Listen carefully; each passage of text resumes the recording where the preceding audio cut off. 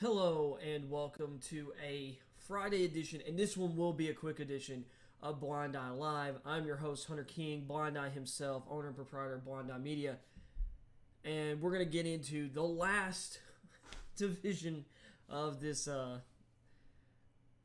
division preview series for the NFL Draft. We are on the NFC South today, and I just want to get into it, get done, and not have as long as shows. Last night's show went.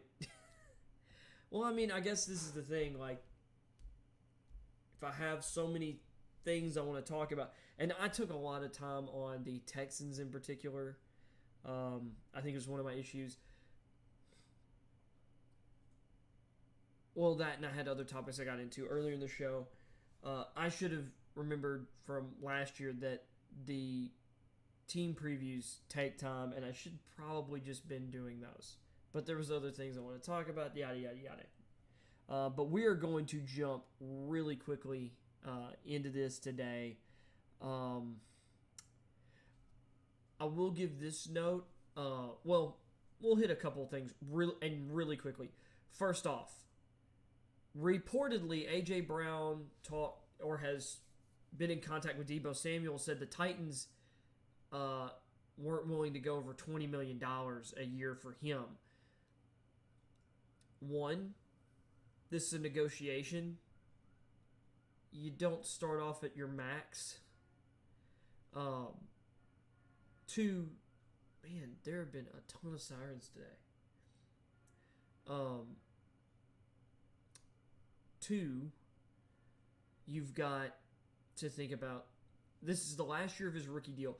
These guys are on the last year of their rookie deal, and they're really cheap. You got to think, especially for teams like the Titans and Niners with really good rosters or that have been pretty successful and been investing pretty heavily, the fact that they're getting the value they are at those contracts helps the team because they're able to spend money elsewhere.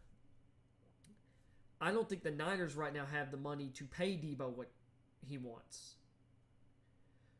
until they move Garoppolo. And the Titans right now, like I've said before, have the most expensive offense in the league, apparently, this season, based on the cap numbers for this particular season, which just seems unfathomable. But it's true.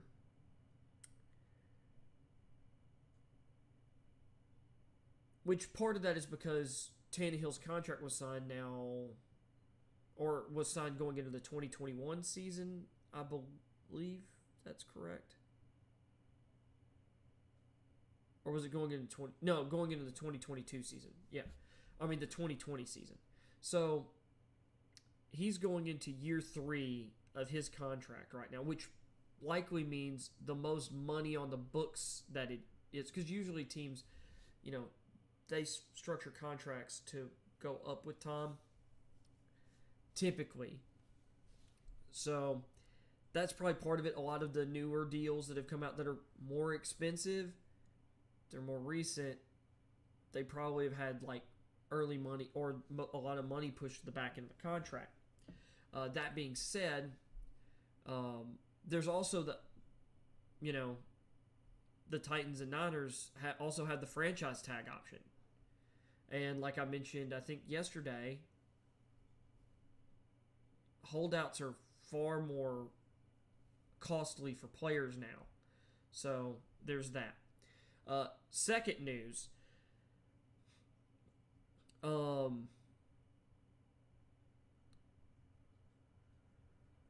Toronto fans shouldn't panic being down 0-2 to Philly, because I think it's 0-2.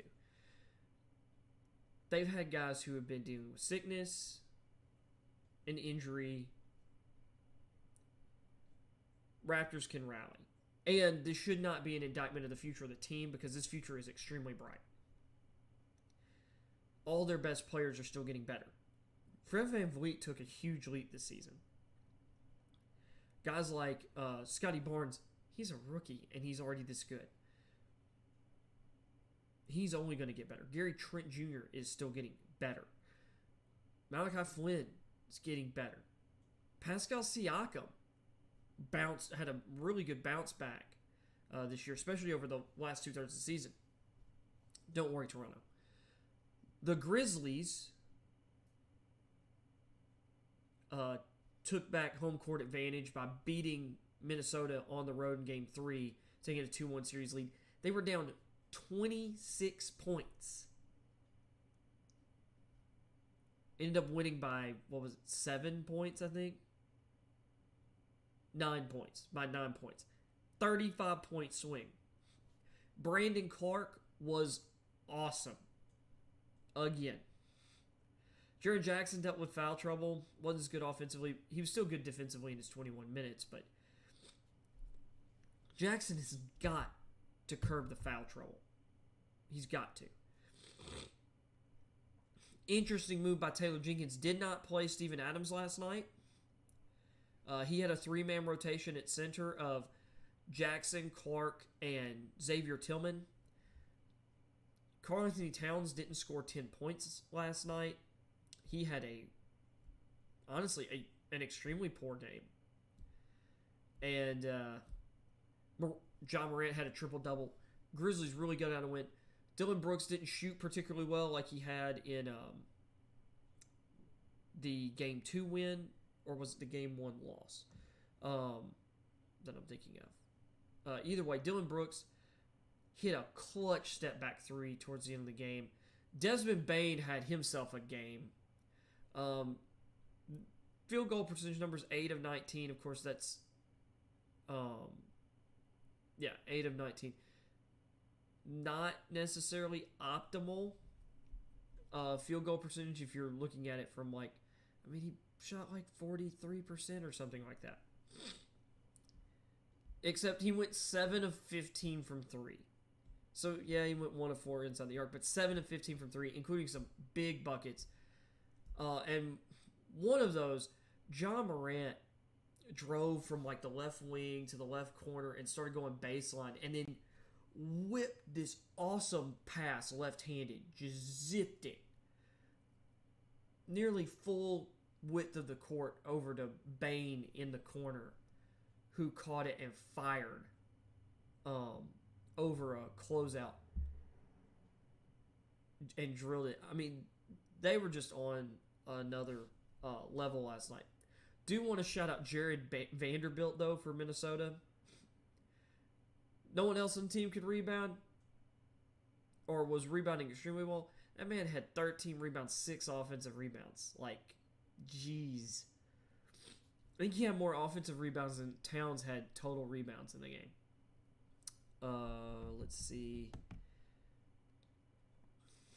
And Dallas torched Denver. Jokic had a really good game. Aaron Gordon had a bounce back, really good game. It didn't matter. The Warriors are just too good for the Nuggets. Jordan Poole had another really freaking good game.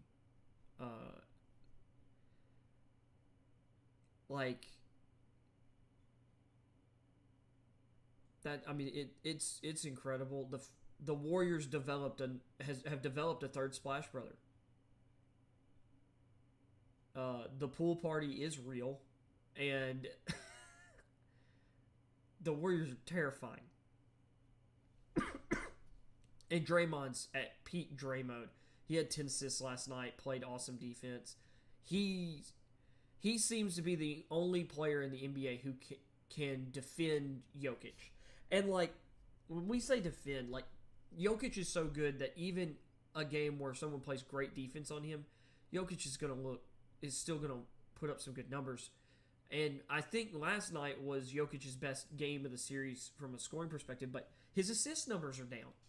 The Warriors have done a really good job of neutering Jokic, and I think a lot of it is because of how the Warriors have played basketball for so many years.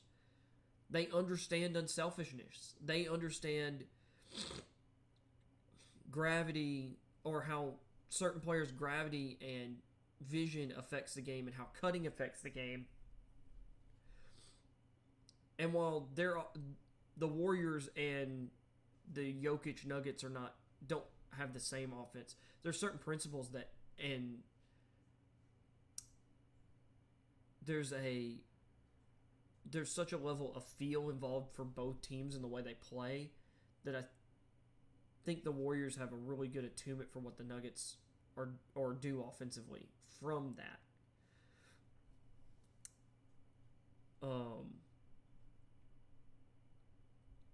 And the Jazz are a mess.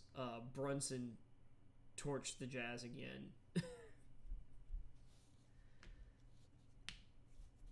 And like Utah won game 1 of that series, I wouldn't be shocked if they lose the next 2 and end up losing in 5 games. Like Utah just needs to blow it up.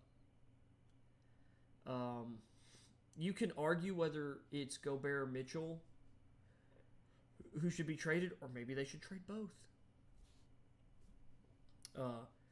I'd trade Gobert, I'd trade both. And that's not to say Gobert's not valuable, but someone who has no... Like, they've just iced him out offensively because, like, I mean, he'll miss layups at 7'2". He can't... He could be posted up on 6-foot Kyle Lowry, which, you know, Kyle Lowry's a really good post defender, actually. He's really good at guarding above his size. Gobert gets mismatches on guards and barfs them. He has no offensive skill other than roll and catch lob. That's all he's got. He can seal out good position, and his teammates don't trust him to finish the play. Why? Because he doesn't. Someone like DeAndre Ayton is far... Like, I don't understand why the Suns haven't paid Ayton yet. They should have just extended Ayton at what he was asking for. Because he's got offensive capability and he's a top shelf defender. I don't get it. Also, Jalen Brunson, freaking great. Let's see. With that being said, I think that's all that I've got. So we're going to jump into this, and I'm going to try and be quick and get us out of here. So, starting with the Arizona Cardinals today.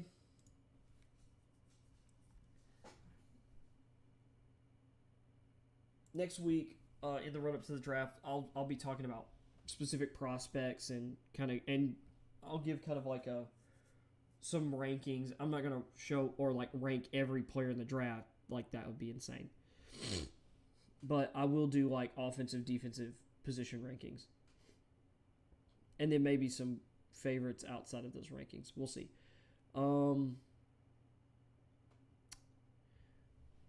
Wait. Why do I feel like I've already talked about the Cardinals? I have already talked about the Cardinals. Did I accidentally... Have I accidentally done them already?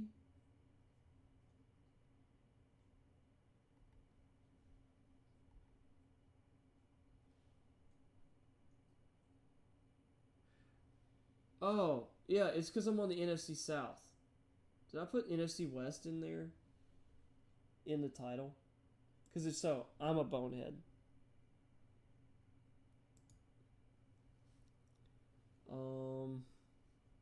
Can I even check that from here?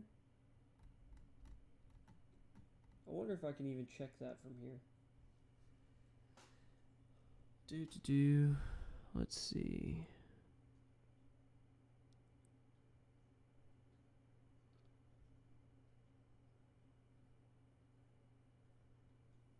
I don't think I can. Well, anyway, we're on the NFC South. No, I'm pretty sure I had the NFC South. I don't know why I was thinking NFC West. I'm like, I already did that. So we're starting with Atlanta today. I'm sorry. All right. So,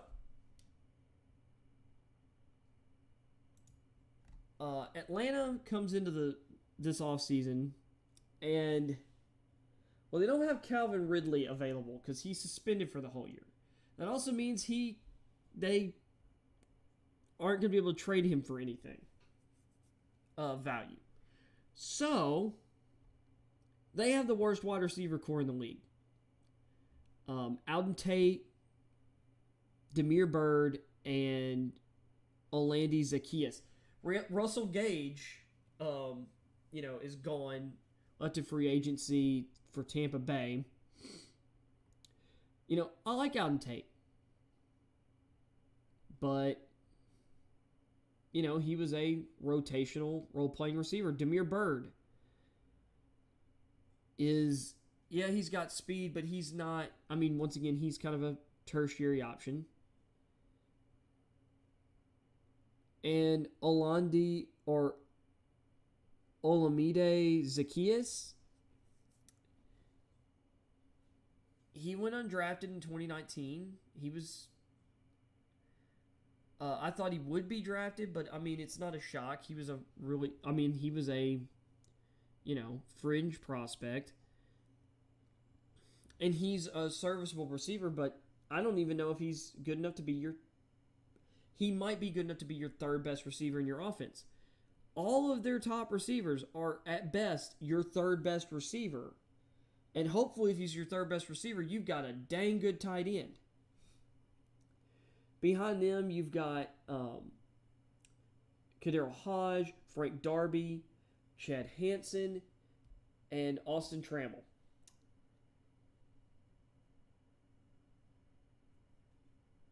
You drafted Darby in the 6th round last year, but they've got nothing.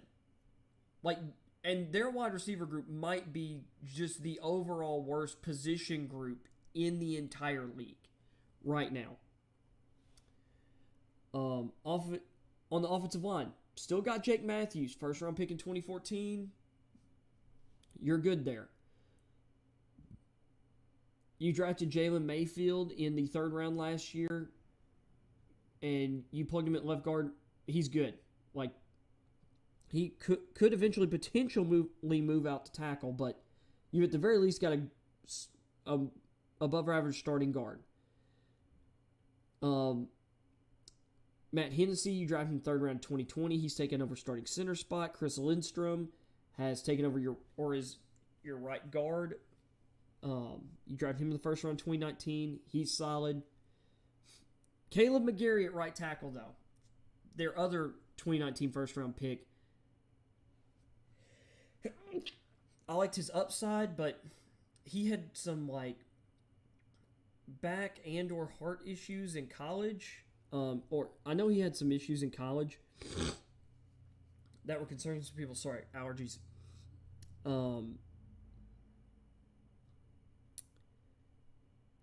He's really not locked down that right tackle spot, and he's going into year 4. That's definitely a spot down the board that I could see them targeting. For their backups on the offensive line, you've got Willie Beavers, Jermaine Ifedi, who they brought in from Chicago, who's as a backup tackle. It's not a bad option. Elijah Wilkinson, who they also have brought in from Chicago. He's been a few places. Honestly, I like him better than Beavers. And then they also have Rick Leonard. I doubt he ends up making their final roster. On the interior, you've got Rashad Coward. Man, how would you like to have the last name Coward? Drew Dahlman, who was a 4th round pick last year. I like Dahlman. Ryan Nebuzel and Colby Gossett. And then their backup center is... Dahlman's backup center as well as backup guard. They've got some decent players on the interior. They could maybe throw a draft pick at the interior at some point. But at the very least, they've got 4 quality players on the interior line. I think they need to throw something at tackle. I'd be interested in seeing them get a developmental guy like maybe Kellen Deach in the 3rd or 4th round. for Arthur, especially for Arthur Smith's scheme, because of his movement skills, he'd be really good as a developmental right tackle. If you wanted a guy who's maybe a little more physical in the run game, with some more upside, maybe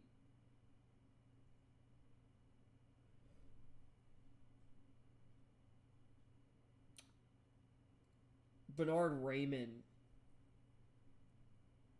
and Trevor Penning, although they played left tackle in college.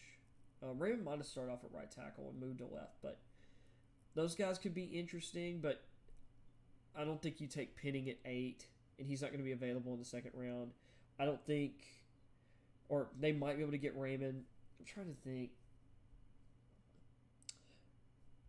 I'll tell you who'd be a really good pick. Max Mitchell of Louisiana would be a really fun pick for Atlanta's scheme. He could play both tackle positions. This guy was so impressive. Sometimes he would flip. Like, there were instances where he would swap tackle positions mid-drive for matchup purposes. It was crazy. And he did it seamlessly. Max Mitchell was one of maybe the most... I'd probably look at him and Zach Tom, to me, as the two most underrated offensive linemen in the draft.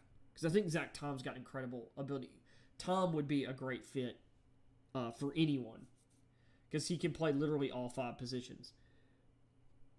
Luke Goedeke be interesting here too, because I think he could play tackle in this scheme. Tight end, of course, they drafted Kyle Pitts last year. They brought in Anthony Firkser from Tennessee. He's going to slot right into his role in Tennessee as a move tight end in Arthur Smith's offense. He knows exactly what he's going to be doing. That was a really solid pickup. Behind him, you got Parker Haase, Daniel Helm, John Rain, Braden Linnaeus, and Ryan Becker. I could see them taking a shot at a depth tight end because the rest of these guys, they're fringe. I mean, these are like super fringe players beyond Firkser. Of course, going into the draft, they've got Marcus Mariota as their starting quarterback. I wouldn't rule out them drafting a QB at 8, but I think it's extremely unlikely. They got Felipe Franks as their backup. Now, further down the board, maybe, but I think Mariota is going to get every chance to roll with this offense. And actually, I think Franks is a pretty good fit for this offense, developmentally speaking. But, I mean, there was a lot to his game that needed to be developed. But that last year at Arkansas, Franks looked like a much better quarterback than he had at any other point in his college career. They re-signed Cordarrelle Patterson. They still have Mike Davis, who they signed last year. They brought in Damian Williams. They still have Kadre Olison and Caleb Huntley. I like Huntley as a third down back type. Olison's like definitely a power back. Damian Williams kind of gives you the potentiality of a guy who can play on 3 downs but be part of a committee. Mike Davis is a fine committee back. Cordarrelle Patterson looked really nice as a versatile kind of do-it-all running back with a lot of receiving chops. But it just feels like they need a more dynamic running back than any of these guys. Because Damian Williams, he had that playoff run,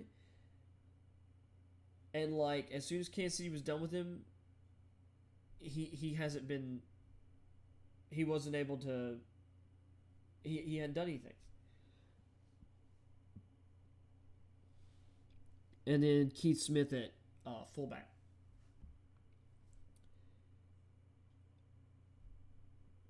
So running back is somewhere Atlanta could look.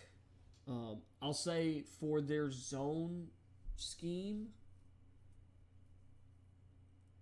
I think Pierre Strong Jr. out of South Dakota State would be an awesome fit for their offense. I think Kenneth Walker would be a great fit too.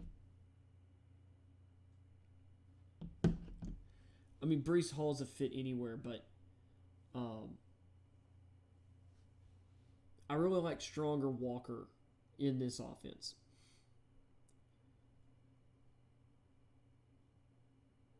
But if they wanted a more dynamic power complement to Cordarrelle Patterson than Mike Davis or Olsen, Brian Robinson would be interesting because he's bigger, but he's got good hands, and he is the best pass blocking running back in this draft. On the defensive line, moving to defense, they've still got Grady Jarrett. I still am dumbfounded how he ended up in the 5th round in 2015. Doesn't make any sense. They got Marlon Davidson and Taquan Graham, who were second. Obviously, Graham was their 5th round pick last year. Marlon Davidson, 2nd round pick in 2020. Interesting to see Davidson kind of listed. I mean, they're all 3 D-line spots. Kind of interesting to see Davidson as like a nose, which he could do that in a more aggressive, penetrating front, kind of like how Wade Phillips has played or has played his nose tackles in the past. Wade Phillips is not their defensive coordinator. That's Wink Martindale of Baltimore, and he tends to like really big-bodied D linemen, especially for 2 of his 3 spots. So it's let me look at Graham real quick, just kind of see what his measurables were again out of Texas. Yeah, he's 6'3", 290. I mean, he's not very big at all.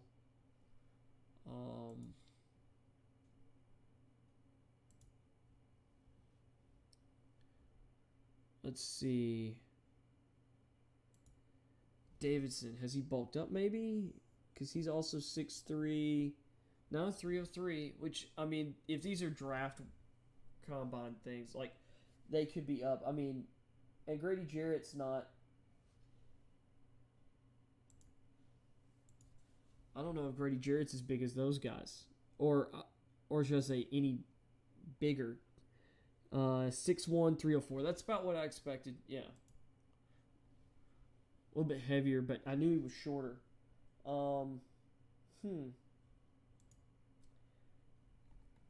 Look, I wouldn't be shocked if Atlanta targeted a bigger nose tackle type. They do have Vincent Taylor, though, from Houston, or they brought him from Houston. 4th round, or former 4th round pick, John Kaminsky. Anthony Rush and Nick Thurman. They need a lot of help in the front 7. Looking at their edge players, they brought in Lorenzo Carter, who had a great close to the season for the Giants. I think he had I can't remember if it was 4 sacks over the last 5 games or 5 sacks over the last 4. Either way, it was his best stretch of production of his career. Maybe he's turning the corner, and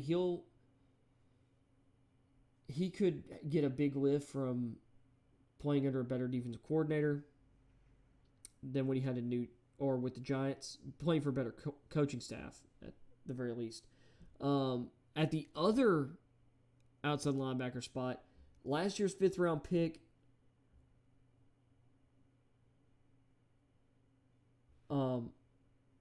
Adetokumbo, Ogundeji Adetokumbo was a 5th round pick last year. Oh, yeah, from Notre Dame. He kind of flew under for some people last year. He was one of the guys I didn't get to actually really looking at his tape until after the draft last year.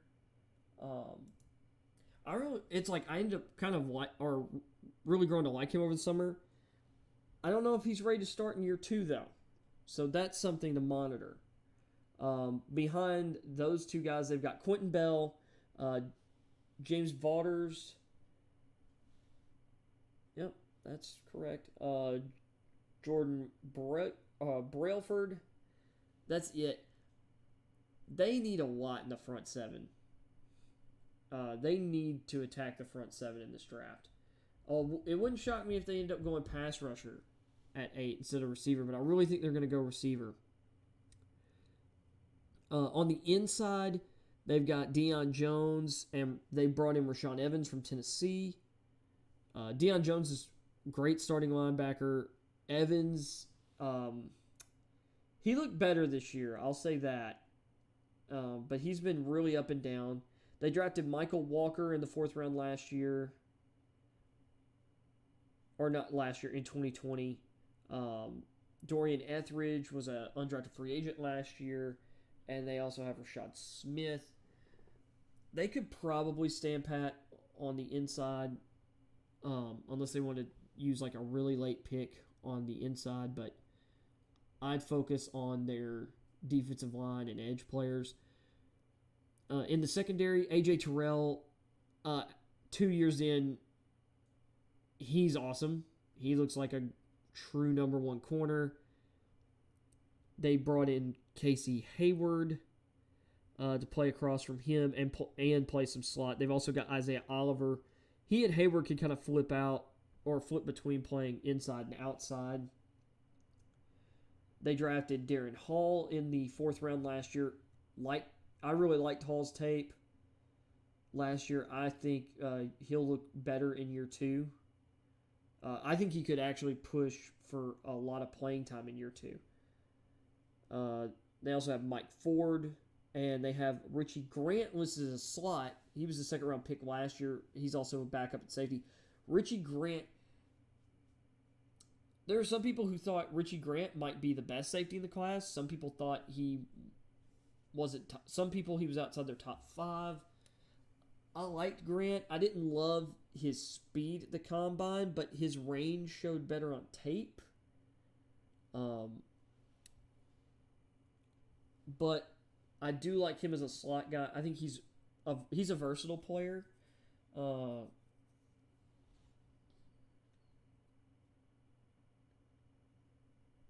Let's see. Other corners here. They've got Kendall Sheffield still, who they drafted in the 4th round 2019, who has a lot of physical ability. Avery Williams they drafted in the 5th round last year. Cornell Armstrong, D. Alford, Lafayette Pitts, and Corey Bellantine. Oh, wait. I did have his name right. Adetokunbo was the first name, and Ogundeji was the last name. So, yeah. I was surprised Ogundeji lasted the 5th round last year. Anyway, so corner position, you've got your number 1. You've got some developmental pieces, like you drafted Hall and Williams last year. Sheffield's going to the last year of his rookie contract. You've got Richie Grant, who's playing multiple roles in your scheme.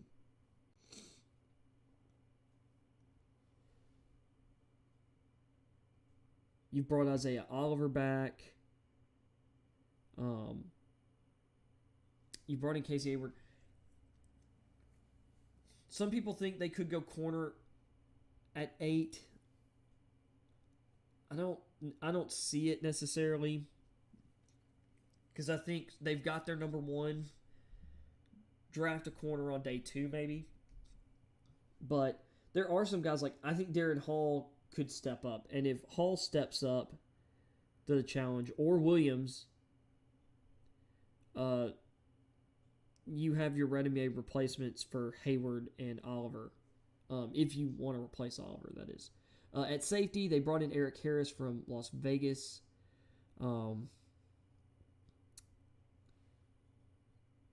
Dean Marlowe. I think they're hoping Jalen Hawkins in year 3 and Richie Grant in year 2 could push to be their starters at those spots. They also have Hunter Kirk and Tease Tabor, former corner. Safety's another position where even with Grant and Hawkins, I could see them taking a safety down the board as well. I think taking a high upside guy like JT Woods who has just crazy speed and turning him into like a deep center field type safety would, because he's also got good size or really good size as well. That would be interesting. Oh goodness. So if we're looking at Atlanta, like I said, wide receiver for them is arguably the worst position group in the league. That's a tier 1 need. Edge is a tier 1 need. And I would say right now, right tackle is a tier 1 need because McGarry hasn't been up to it. After that, I would say corner, or I would say secondary and defensive line depth and running back. Kind of like tier 2 and tier 3 needs. But at the same time, Atlanta just needs to draft great players. In some regards, it doesn't matter where, because they don't have a guy who profiles as a number 1 edge rusher right now, in my opinion. They've got 2, number 2 type guys. Ogundeji is going to have to really prove that he's that good. So, some guys that they could think of. I've had Garrett Wilson to Atlanta at 8 for a while now. I think that's the really safe, productive pick. If they don't go with him, I say they're going to go with a pass rusher at 8, which would be one of Jermaine Johnson, Trevon Walker, Kayvon Thibodeau, whoever the best rated of those who's available at 8, if any of them are available at 8.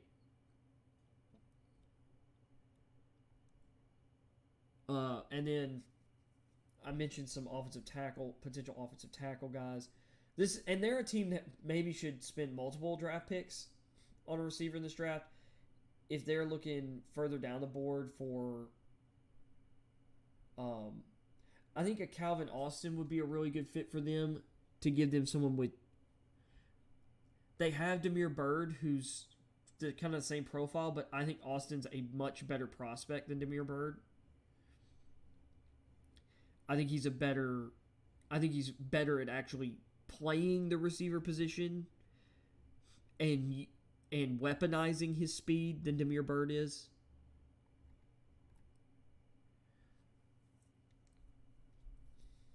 I think Alec Pierce would be an interesting guy for them to target too.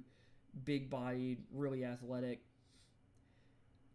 There's certain similarities, or a lot of similarities, between him and Corey Davis, who was drafted while Arthur Smith was I believe he was on the coaching staff of the Titans at the time. Or at the very least, he was on the coaching staff there for most of Davis's time there. A day 2 corner.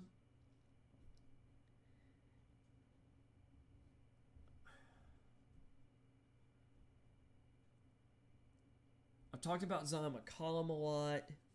I think Kyler Gordon of Washington would be a really good fit, potentially as well, early in the second round for Atlanta.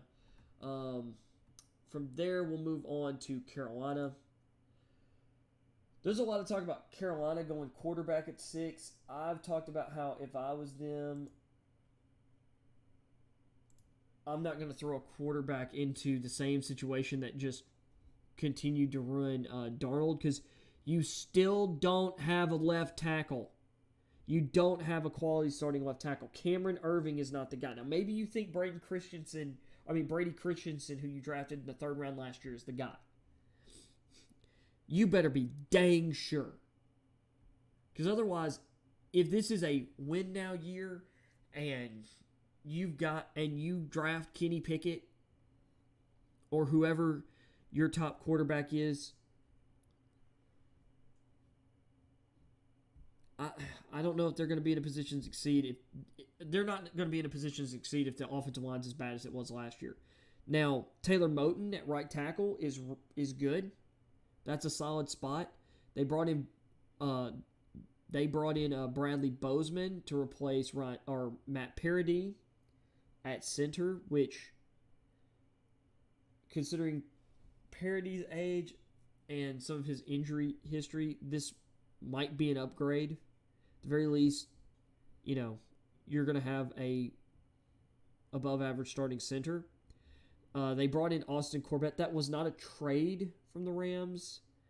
They just signed him outright as a free agent. They brought in Pat Elflein, who was last with the New York Jets. Before that, he was with the Vikings. But he hadn't been that good, so maybe good luck with that. They also brought in Michael Jordan, a former draft pick of the Cincinnati Bengals, who they cut before his... what was he, 2 years into his rookie deal? He was that bad. They drafted Deontay Brown out of Alabama with a 6th round pick last year. He could compete for a starting position in year 2. They have Austin Pleasance as a backup tackle. Aaron Montero, Dennis Daly, Sam Tacklenberg, and Mike Horton. They need a line on the offensive line. Like right now, Cameron Irving is not... You don't want him as your starting left tackle. Like right now, Corbett, you could argue, was the weakest starter on the Rams offensive line. But the Rams did turn him into a solid player. If he can be that for Carolina, that's an upgrade over what they've had for a few years now. But to me, I don't trust Cameron Irvin to keep my quarterback upright. Moving to tight end. They play 2 tight ends. Tommy Tremble is a really good blocker with a lot of upside. Really great athleticism. They brought back Ian Thomas, who's been a solid. He's been solid, if not spectacular. He got paid a little more money than I expected on the extension they gave him. They also have Steven Sullivan, former LSU tight end, who's more of he's kind of built like Tommy Tremble, but he's not as good a blocker. He's got some receiving chops. And then Colin Thompson. Wouldn't shock me if the Panthers drafted a tight end again this year. But I think they made a solid pick drafting Tremble in the 3rd round last year. Quarterback, you got Sam Darnold back, and you have P.J. Walker right now. And I'm penciling Kenny Pickett in as their pick 6 overall with what I'm hearing right now. Running back, Christian McCaffrey.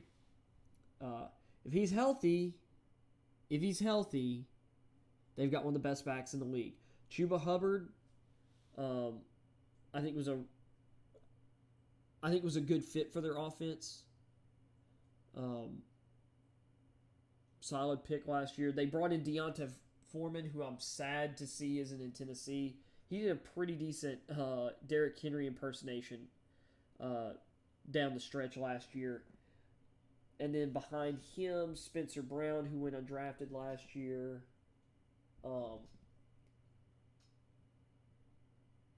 And Darius Bagwell. I think their running back room is solid. And then Giovanni Ricci is their fullback.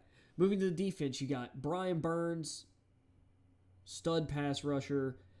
You've got Yoder Gross-Matos, who is a solid second rusher, edge player. On the interior, I love their starting pair. Derek Brown is a physical beast, and bringing in Matt Ioannidis. Ioannidis is really underrated. He's been really good in Washington. And behind those guys on the, I'll go through the interior and then I'll move to the edge. Behind Brown and Ioannidis, they've got Davian Nixon, who they drafted in the 5th round last year. He was one of my favorite day 3 values last year. Bravian Roy was a 6th rounder in 2020. And then Frank Heron, and then Phil Hoskins, who they drafted in the 7th round last year. They could draft an interior lineman at some point. I don't know. I don't think it's necessary, though. On the edge, their backups for Burns and Gross-Matos are Marquise Haynes, 4th rounder in 2018. They brought in Darryl Johnson from Buffalo at some point. I'm trying to remember what school he was from. Jacob Tuitoti Mariner, who they got off Pittsburgh's practice squad.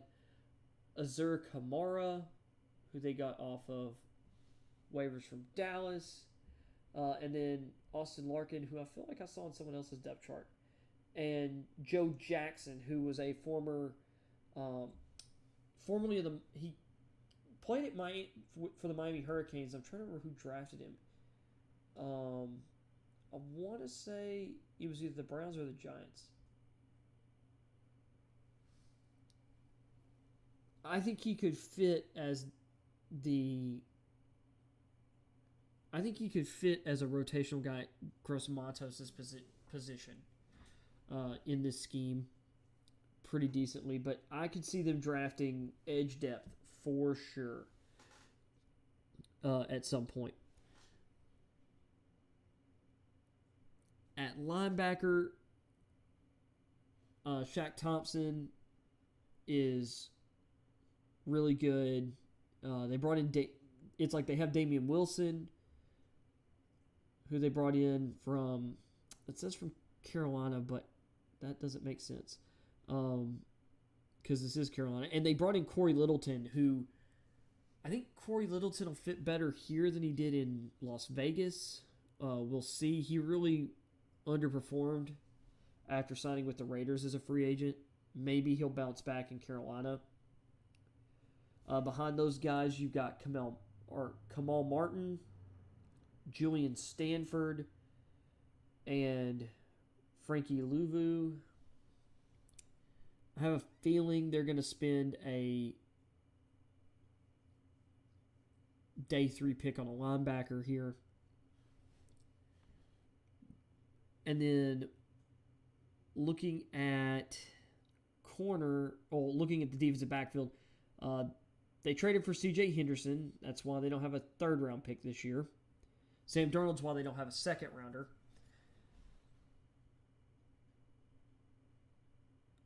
They re-signed Dante Jackson, which I thought was smart. And then they've got J.C. Horn listed as a slot, which he did. He's kind of playing almost like a similar role to Jalen Ramsey. Horn's awesome, though. I think he's going to take a huge leap in year 2. Behind them, they've got Rashawn Melvin, who's a solid rotational corner. Has been a good starter in the past. They drafted Keith Taylor in the 5th round last year. Keith Taylor was one of my favorite corner prospects in last year's draft. Out of Washington. He's got good size, really good speed, and length. I liked his Washington tape a whole lot.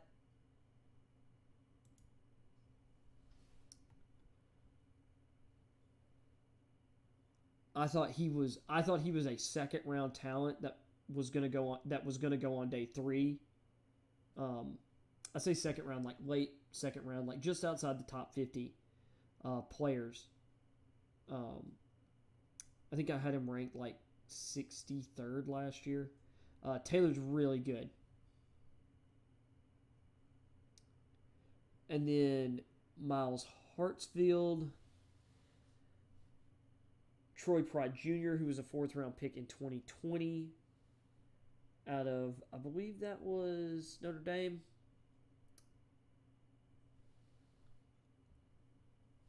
You've got Chris Westry, Madre Harper, and Oliver Thomas III.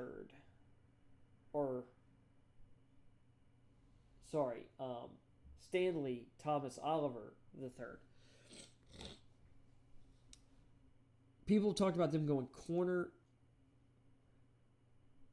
I don't think they need to press it this year because of what they do have. Because between Jackson, Horn, and Henderson, I think they've got 3 guys. Melvin and is a 4th saga, and I think Taylor will take a step up in year 2. Like, I think they've got guys there. Safety, they signed Xavier Woods to one of the best value deals in free agency, in my opinion. Love Jeremy Chin as their other safety. Behind them, you've got Kenny Robinson, who 5th round pick in 2020. He used the XFL as a springboard to get noticed and get drafted. I really like his long-term potential. Justin Burris, Sam Franklin, and Sean Chandler are also here. If I'm Carolina, like I said, I'd rather get a left tackle, but if they go Kenny Pickett, they've got to try and find something. And maybe they believe Christensen's the guy. Because Irving isn't. Maybe you could draft a guy like... Maybe you hope hard enough and somehow, some way, Abraham Lucas gets to your pick in the 3rd round. Well, actually, I don't think they have a 3rd round pick. So that's not happening. I just don't think there's a guy that'll be available on day 3 that, that'll start. Or challenge to start. So that'll be fun. I'll say this, if they want to try and improve, I skipped wide receiver because I went straight to the offensive line for them. At receiver, DJ Moore, great number 1 receiver. Robbie Anderson is a really good number 2. I think Terrace Marshall will be better in year 3. They brought in Rashard Higgins from Cleveland. They've got Brandon Zylstra, who they got off waivers from Minnesota. They've got Shi Smith, who they drafted in the 6th round last year, although I think he's having some legal issues. Then you got Aaron Parker and CJ Saunders. They've got a really good top 4 at receiver. But I'll say this, they need to target the interior line and some guys who should be available on day 3. If you're not going to do anything at left tackle, you got to do something at left guard. Draft Cade Mays or Chris Paul out of Tulsa, or maybe Sean Ryan is at your pick in the 4th round. I need to look at their... I really probably ought to look at their picks, because... What are the Panthers draft picks, real quick? That's something else I should have had looked up, was every team's draft picks.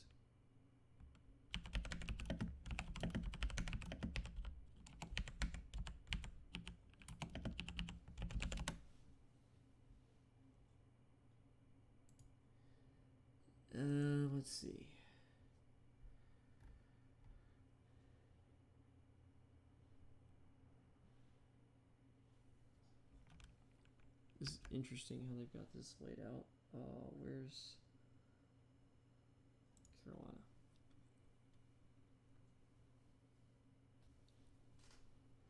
So they've got, they don't have a pick until the 32nd pick of the 4th round after their first round pick.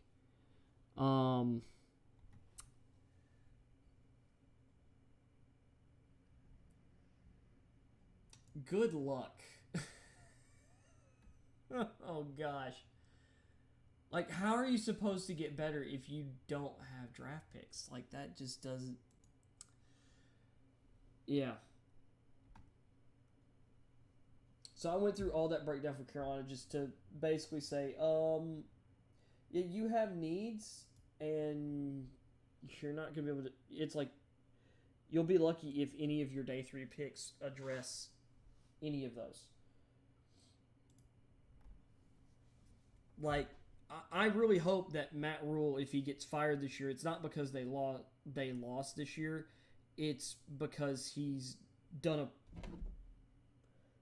I don't know, like their front office and those trades they made last year for Stephen Gilmore and C.J. Henderson, and I'd even argue the Sam Darnold trade. Like, I thought there was some hope for Darnold. I really like the idea of him in offense coordinated by Joe Brady. Of course, they screwed that up and fired him, blaming him for issues that I don't believe were his fault. Let's get to New Orleans. Wide receiver Michael Thomas should be back fully healthy. Marcus Callaway was really nice. He's overtaxed as a number 1 option, but he is a solid role-playing perimeter receiver. Traquan Smith is still there. They've re-signed him. I think he's kind of hit his ceiling as just like a potential home run hitter. Is this Kevin White, the former first-round pick out of West Virginia? Yep. Kevin White's trying to make a comeback. He's on the Saints roster. Whoa. I remember that guy had like this crazy breakout like I think it was senior season. And then he had this nuts combine and he ended up going like, what was it, the 7th pick to Chicago? And then he broke his leg, had like a ton of injury issues early in his career. And I felt like he's been out of the league for like a couple years or just but here he is. He was the same draft class as Amari Cooper. Because there were actual arguments that he was, definitely his athletic testing numbers were better than Cooper's, but that he was better than Amari Cooper. Then Deontay Hardy, who formerly Deontay Harris, return man. He's had some off-the-field stuff as well, but he's been like a Pro Bowler as a return man, and I'd actually argue he's probably higher on the receiving depth chart than Traquan Smith. I think he's actually their penciled-in starting slot right now. You have Lil Jordan Humphrey, who they got undrafted in 2019. He's a big-bodied former Texas Longhorns receiver, like 6'4", whatever, and he was this kind of interesting athlete. And then he had like one of the worst combines I can remember for a receiver prospect who people thought was kind of like a great athlete. Let's see. Quan Baker, who was a 7th round pick by them last year. Kirk Merritt. Aesop Winstop. And Jalen McClaskey. Wow, that's a big picture. Out of Tulane. That's who I thought that was. They've had really good luck with their undrafted players or really late round picks at receiver. I wouldn't be shocked if the Saints go receiver in the first round this year. Honestly, I kind of wonder. I'm going to do this again. Team. I know that was misspelled, but didn't matter. Let's go back here. I should just leave this up. Let's see what New Orleans picks look like here. So they got 2 in the first. Then they've got the 17th pick in the second round. They've got a compensatory selection at the end of the third round. 4th, 5th, 6th. Okay. So, oh gosh. I took an allergy pill like over an hour ago. Maybe 2 hours ago now, and it's not helping. Okay. So, I like wide receiver for the Saints in the first round. I think, considering they have Michael Thomas, I think a really great compliment to him. I think Chris Olave would be an awesome compliment here. You've got physical receiver, like kind of stronger physical receivers like Michael Thomas, Marquez Callaway, Traquan Smith is really athletic. Olave is so smooth. He's got really good speed, but he's so smooth and he's really good in the route tree. He's extremely good on like deep routes, multi-break routes. I think he'd be fun in this offense. Moving to the offensive line. Right now, they've got James Hurst, who was a cap casualty in Baltimore, slated at left tackle. They seem to think he's capable of stepping into that spot. I wouldn't mind seeing them draft Trevor Penning with one of their 2 first-round picks. The other spots, like Andres Pete, solid. Eric McCoy's really good. Cesar Ruiz is solid. Ryan Ramchick's one of the best in the league.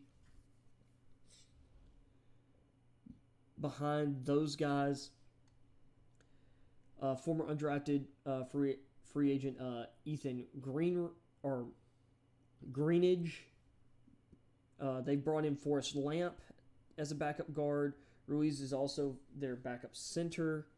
You got Calvin Throckmorton.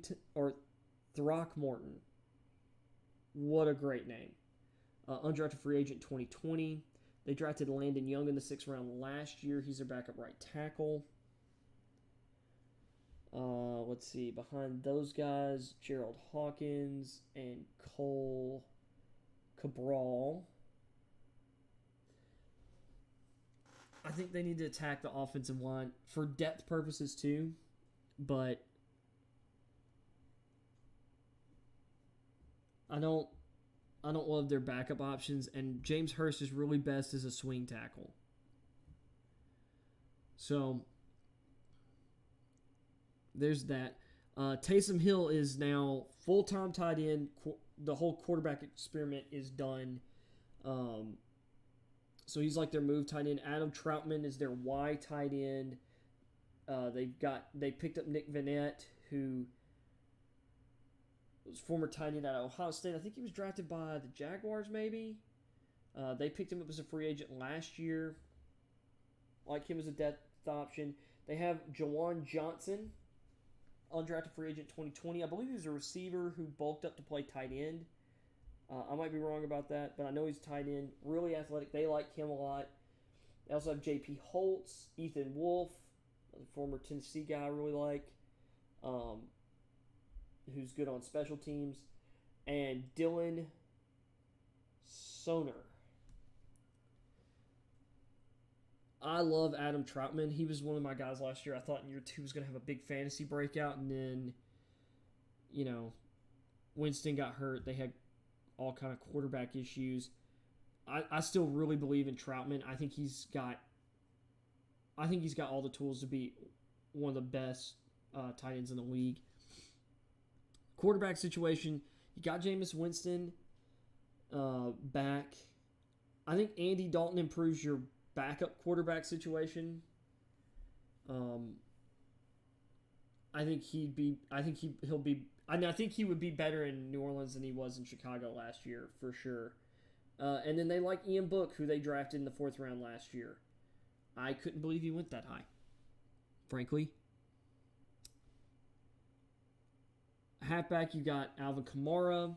Mark Ingram's back in town. They traded for him last season. They really love Tony Jones Jr. If I'm not mistaken, he got hurt last year. They also have Dwayne Washington and Josh Adams. And then at fullback, they've got Adam Prentice. So let's move defense. Cameron Jordan is still awesome going into what is his 12th NFL season. He's one of the best all-around players at the position. Marcus Davenport is really stinking good when he's healthy. They've done a great job developing him. Behind those two starters, they have Peyton Turner, who they drafted in the first round last year, who I understand why they drafted him. He fit that Jordan Davenport mold. He has a lot of tools very similar to Cam Jordan. I still think it was a reach. A lot of people think it was a big reach. I think I might have been a little higher on Turner than some other people. They have Tano Capsing, or I always mess up his name. Kapasknan?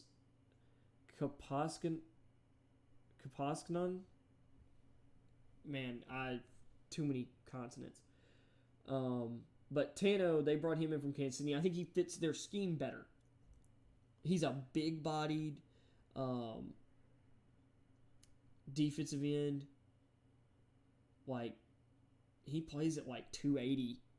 Kind of like he's very similar to Cameron Jordan. They still have Carl Granderson, who went undrafted in 2019. They've brought in Taco Charlton, who, that guy still has upside. No one's been able to get it out of him, though. And Sheriff Finch on the edge. I don't think they need to go crazy on edge. I think they've got plenty of edge options. On the interior, they've got David Onyemata and Shy Tuttle. Love my man Shy Tuttle out of Tennessee. He has one of the funniest NFL clips ever. He tipped and intercepted a screen pass against the Falcons, or some kind of short pass against the Falcons, and Matt Ryan tried to run and tackle him, and he just stiff arms the ever-loving crap out of Matt Ryan. I mean, he just plants Matt Ryan into the ground. It was awesome. Love to see the big boys rumble. Behind those guys, they've got Kentavious Street and Albert Huggins. Behind them, Malcolm Roach, Jaleel Johnson, Braxton Hoyt, and Jalen Dalton. I think they need to draft an interior lineman. And considering the types of guys they've got in Tuttle and Onyemata, I'd love to see them get like just a big, or get Jordan Davis in there. You don't have to worry as much about his conditioning when you're playing 9 of your games every season in the dome. Between your games at home in New Orleans and on the road in Atlanta. And heck, if you have 9 home games with this new 17-game schedule, you might have 10 games in a dome. Devontae White, if they wanted to go the opposite route, kind of a more of the disruptive penetrator type. Davis and Wyatt both would be really good fits if they wanted to go that route in the first round. Down the board, Travis Jones in the second round.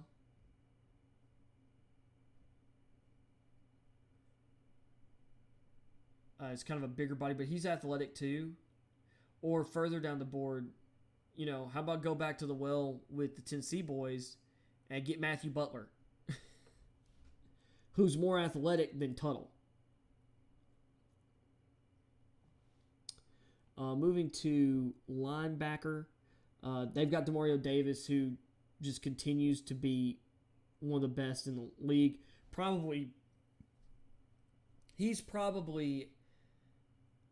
He's not talked about enough with the best linebackers in the league, because he is one of the best. He doesn't get treated as such, talked about as such. They really love Pete Warner, who they drafted in the second round last year. They think the world of him. They've got Zach Bond, who was a third-round pick in 2020. A lot of draft experts loved him as a versatile linebacker option. Caden Ellis is here, as is Andrew Dowell. They need more depth at linebacker for sure. At corner, Paulson Adebo slotted in as their number 2 corner across from Marshawn Lattimore. He was third-round pick last year. I had him, I think he was either 49 or 50, somewhere in there. I thought he was going to go in the second round. Or I had him in the second round. I thought he could drop, but I thought he was one of the best values in the draft. Adebo had some of the best ball skills of any corner in the draft last year. Not shocked that, they're considering him a starter. They've got P.J. Williams listed as their starting slot corner. And that's because Chauncey Gardner-Johnson is penciled into a starting safety spot now. He was kind of a starting safety as well, but he plays a lot of slot. They've also brought back Bradley Roby. They've got Kavari Russell in the building, Dylan Mabin, my man Bryce Thompson from Tennessee, who actually got a decent amount of playing time last year for stretches as an undrafted free agent. And he's one of those corners that will tackle. He'll play the run hard. They also have Jordan Miller. That's their cornerback group. Safety group, like I said, Chauncey Gardner-Johnson is starting at one safety spot. They've got Marcus May, who they brought in to be a cheaper replacement for Marcus Williams. If May can get back to staying healthy like he was the first few years of his career, he's really good.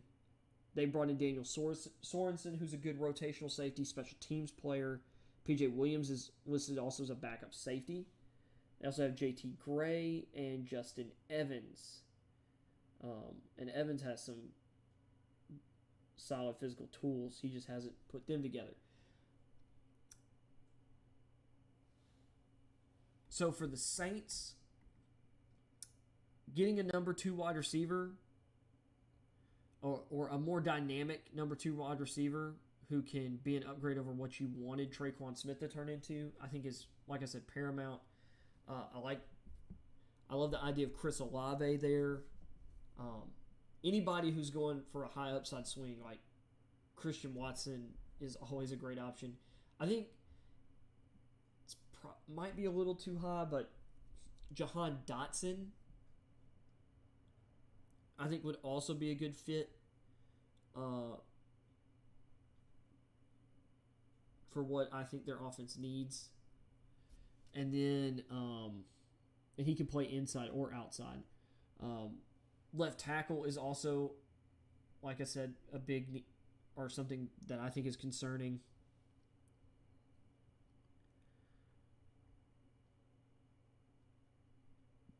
And then I would argue after that, defensive tackle and your future at that position, linebacker depth, and you can never go wrong drafting secondary. But the big needs here, to me, your top 3, it's wide receiver, it's offensive tackle, and defensive tackle. And then offensive line depth. Like, beyond just someone to push Hurst for that starting left tackle job or eventually take it from him, you need depth along the offensive line. Because you're not really excited about any of those depth options. Forrest Lamp has a bunch of starts, but he was not particularly good in for the Chargers, even though he was a prospect I really liked. They've got plenty of picks. Like I said, it'd be really interesting, like what their first round pairing could be at picks 16, or what is that? Yeah, 16 and 19. Because you could get Trevor Penning and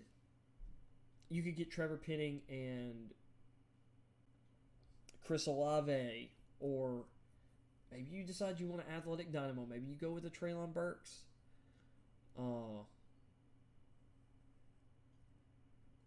Maybe Garrett Wilson falls to you at 16. Although I don't think that's going to happen. Maybe you go with Jordan Davis or Devontae Wyatt up there. Maybe you decide you want to throw a pick at a high upside versatile safety like Dax Hill, which would allow you to kind of let Marcus May move on, because I believe he's on kind of like one of those 1 year kind of prove it kind of contracts, and he can pair with Chauncey Gardner-Johnson, and you can rotate those guys into all kind of different positions.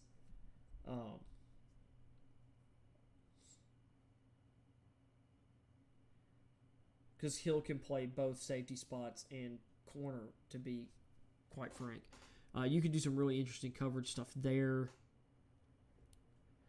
Second and third rounds.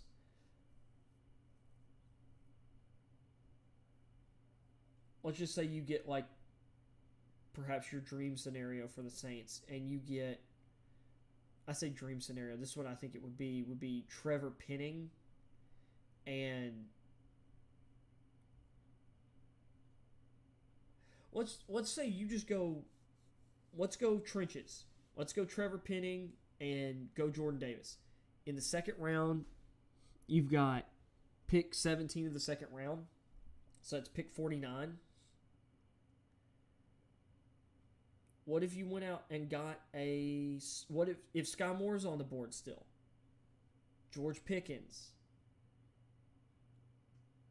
Maybe Christian Watson's on the board, because I think he's got an interesting range, although I think he's trending higher and higher as we get to draft day. I just feel like it's going to be really hard for me to see Christian Watson getting, because of his physical tools and what I saw on tape, I just can't imagine him getting outside the first round. If he does, like him getting past the, like, pick 40. But, it's possible. Alec Pierce.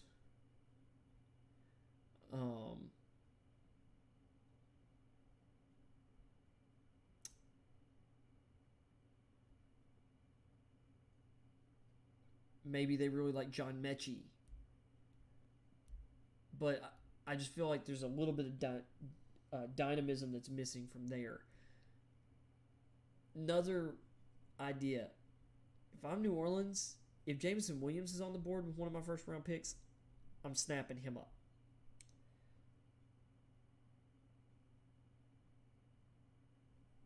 Some linemen down the board, like pick 49. Abraham Lucas would be interesting. But he played his whole career at right tackle. Ramchik's your right tackle. Maybe you want a guy who's played more left tackle. Maybe Bernard Raymond's on the board at 49 in the second round. Some interior linemen getting to like day 3 or like third round later. Maybe a Sean Rummett. I'll tell you, was it Spencer Burford? Burford out of UTSA.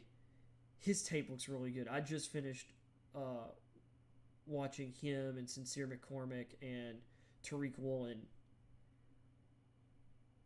Like a bunch of the UTSA guys. And Burford's really good.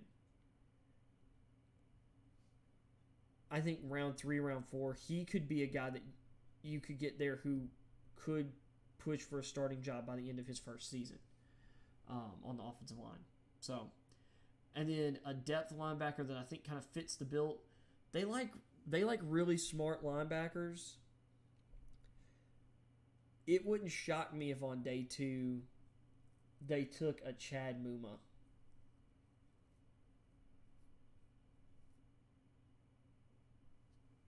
Out of Wyoming. or on day 3, Jack Sanhorn. Okay. From there, let's see. One last team, and we're going to be out of here. We're getting to Tampa Bay, who have Tom Brady back. They just restructured his contract to free up $9 million in cap space for this year. And he will still be a free agent, so he might have just... either they found a way to duck some of the cash in the future. They decided to put like a voidable year and move cash in the future, or he decided to take some money off to improve, give them some more money for this year and still be able to kind of maybe leave next year if he wants. Their wide receiver room is in great shape. Mike Evans is awesome. Once again, a lot of people get buzzed. Mike Evans is the most consistently great receiver in the league. Chris Godwin, when healthy, is an awesome number 2. One of the best number 2 options in the league. They brought in Russell Gage, who is, as a third option, he's a great player in that role. They've got Brashad Perriman back. They brought him back last year. He had like the best year of his career as the third receiver here. What was it? 2019? I think it was. That was Jameis Winston's last year there. After that, Cyril Grayson, who they brought in from Dallas. I don't think he's that high on their depth chart. They got Tyler Johnson, who was a 5th-round pick in 2020. So he's ahead of Grayson on the depth chart. Scotty Miller is definitely ahead of him on the depth chart. So is Jalen Darden, who they drafted in the 4th round last year. Austin Watkins Jr. has been brought in. They brought in Travis Johnson. Interesting way to spell that. And as well as Vincent Smith. They've got one of the best receiver groups in the league. Like, they truly go, to me, 7 deep. And they've got tons of speed. Between Perriman, Miller, Darden, Godwin, they've got a bunch of, like, speed threats. Perriman's got some really great physical tools.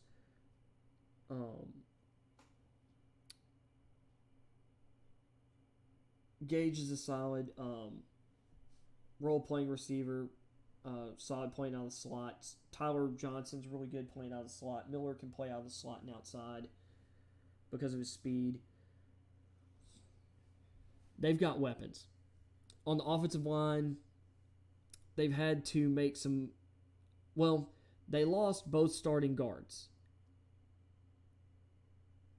They're dealing with that just fine. Well, should I say... They're set at tackle. Donovan Smith, solid starting left tackle. Tristan Wirfs has been amazing through his first 2 years in the league at right tackle. Behind them at tackle, you got Fred Johnson, who they've just brought in, and Josh Wells, who's been there for... This will be season 4 for him on the team, as well as Jonathan Hubbard. I could see them drafting a developmental tackle, potential like swing tackle in the draft. I think a Luke Goedeke would be an interesting fit for them in that regard. Let's see here. Their starting interior line, you've got Aaron Stymie, who they claimed off waivers from Tennessee. And then they traded for Shaq Mason. Shaq Mason, really, really good starting right guard. Their backups are Nick Leverett, John Malcolm, Cedarius Hutcherson, and Brandon Walton. They need to target a guard in the draft. If Kenyon Green or Zion Johnson is on the board at the end of the first round, They should probably pounce on that because they would plug in right away and start. And, of course, they've got one of the best centers in the league in Ryan Jensen. And they drafted Robert Hainsey in the 3rd round last year. Hainsey could potentially challenge for a starting guard spot as well, but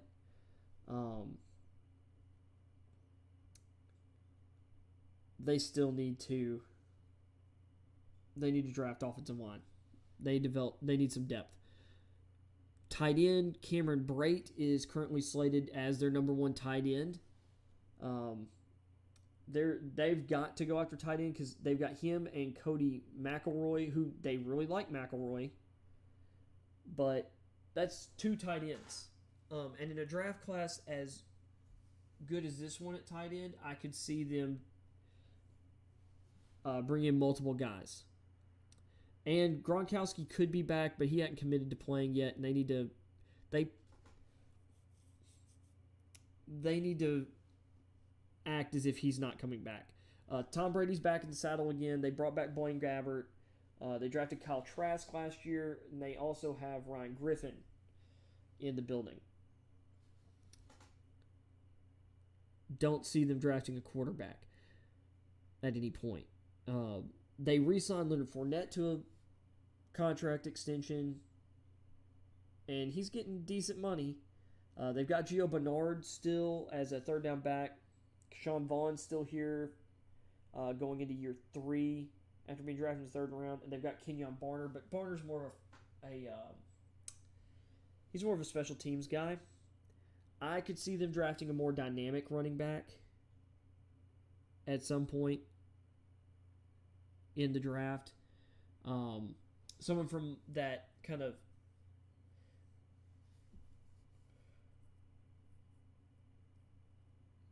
second tier of guys, maybe. I mean, I don't know. Like, I've heard some buzz that maybe they'd be interested in drafting Breece Hall, who would give them just an all-around awesome running back. But based on some of the stuff they like out of running backs, I think Keontae Ingram out of USC and Brian Robinson would be really good options because size-wise, they're very similar to Leonard Fournette. Like, they're powerful guys, but Ingram's got really great foot quickness and he has some really good, like, lateral agility on tape.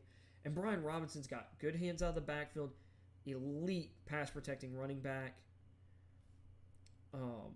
He just stonewalls blitzers, and he's a bruising back. You've got Gio Bernard, who can be kind of like a pass catcher. If you're wanting more speed, though, I mean, Hall would bring that. A Walker early on would bring that. But there's other guys in the class that can do stuff like that, like who are further down the board, like Ty Chandler, Pierre Strong Jr. Isaiah Pacheco could be interesting on day 3 for them. Moving to the defense, there's a big hole at the Ndamukong Suh defensive end spot. He wants to come back to Tampa Bay for another season. Depending on the price, they probably should do that. But that's probably going to happen after the draft. They've got arguably the best nose tackle in the league in Vita Vea. William Golston has been really good, really solid for them in Tampa. Rakeem Nunez Roches or Roches. I'm not sure how to pronounce that. Don't love the idea of him starting. Patrick O'Connor, Kobe Smith, Benning Potoe, Willington Prevalon, and Dadrian Senat are the backups, are the other players on the defensive line.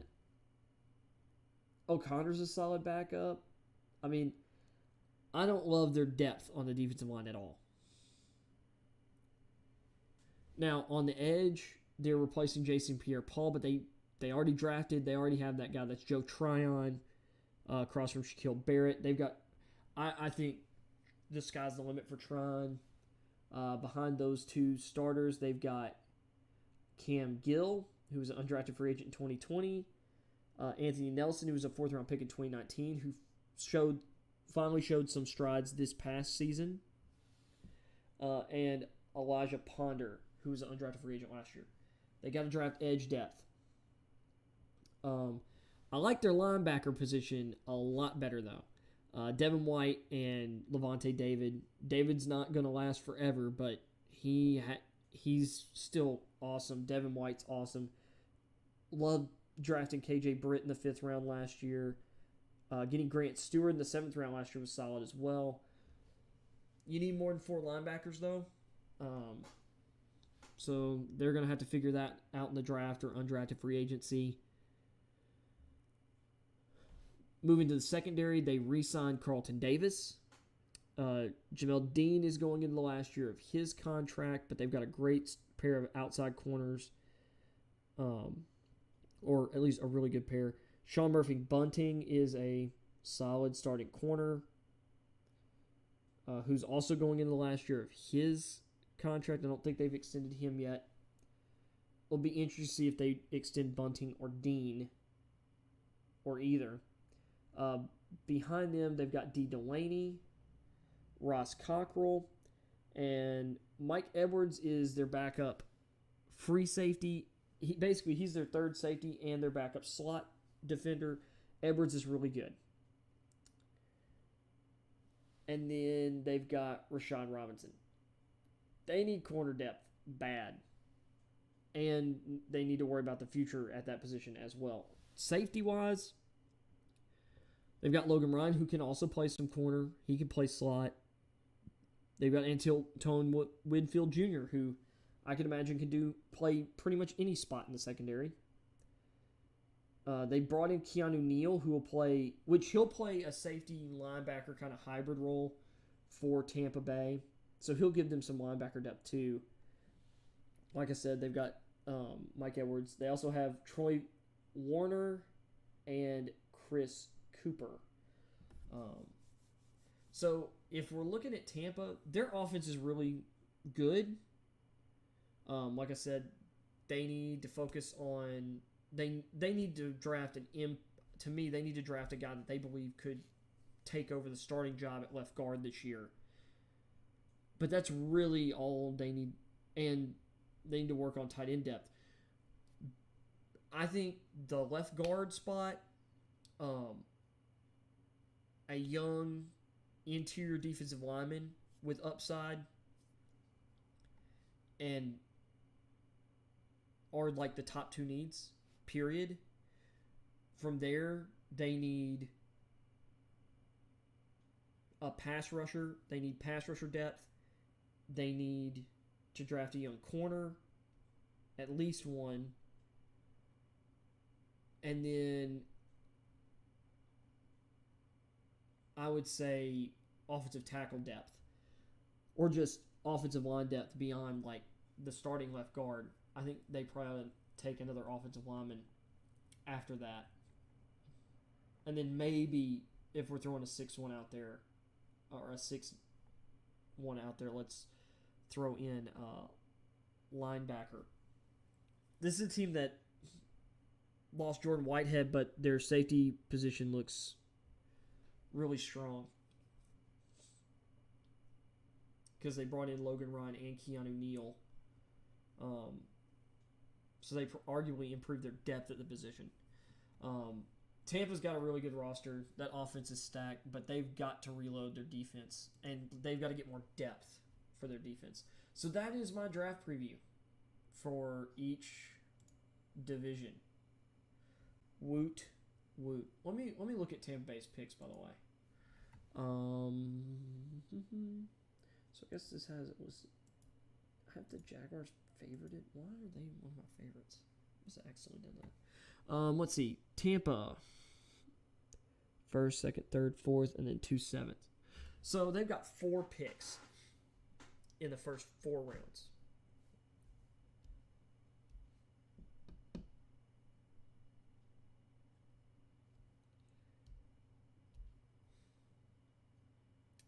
if I'm running their draft,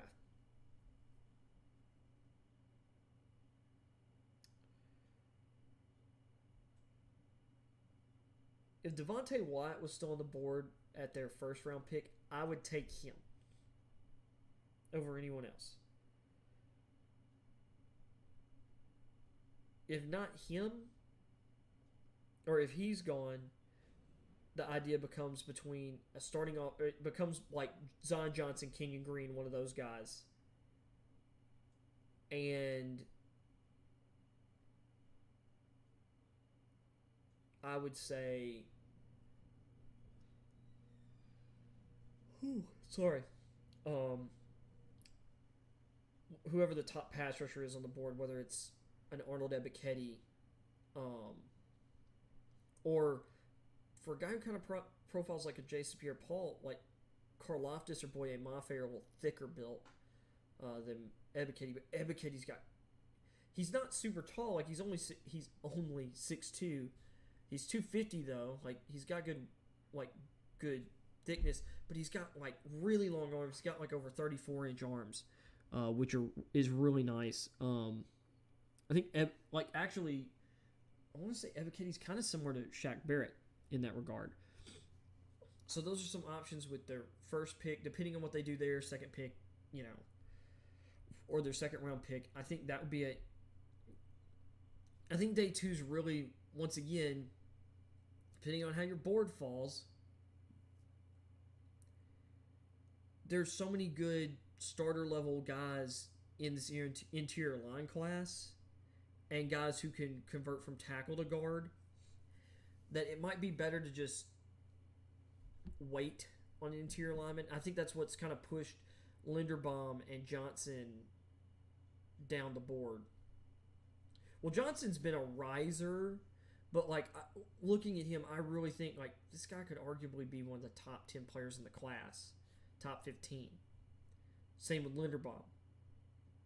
But I think they're probably going to go in the 20s.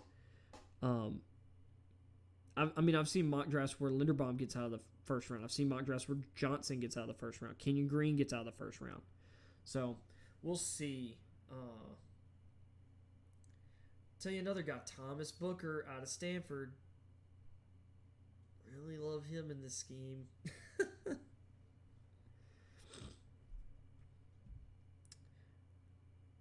Fidarius Mathis wouldn't be a bad fit for them either. So anyway, so that's the stream. That's the show. Appreciate y'all being with me this evening. And once again, if you're in the Beaumont area, don't forget Beast Feast next Thursday, April 28th. Get your tickets now, Ford Park. It's going to be a great time.